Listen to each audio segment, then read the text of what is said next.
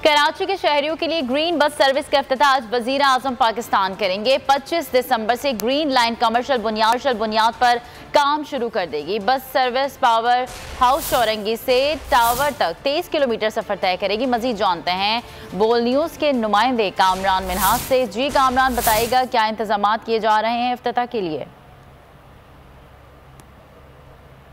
जी बिल्कुल, कल एक ट्रांसपोर्ट के हवाले से जो बड़ा मंसूबा है ग्रीन लाइन बस सर्विस, उसका जो है बाकायदा आज इफ्तिताह किया जाएगा और वज़ीर आज़म पाकिस्तान जो है इमरान खान इसका आज इफ्तिताह करेंगे। ये ग्रीन लाइन का जो मंसूबा था ये काफ़ी जो है तवील अरसे तक ताख़ीर का शिकार हुआ।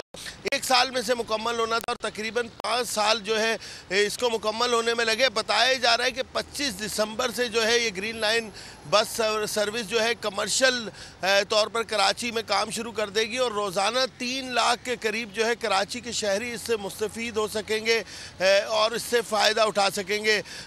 मुकम्मल तौर पर 23 किलोमीटर का सफ़र जो है ये बस तय करेगी। Sarjani town power house Chowrangi से लेकर टावर तक का जो है इसका सफ़र होगा जिसमें शहरी जो है सफ़र कर सकेंगे। उसके अलावा 22 मुकामात पर जो है इसके स्टेशन होंगे, इसके स्टॉप होंगे। इसके अलावा जो बस है वो भी बहुत ज़्यादा खूबसूरत बनाई गई है।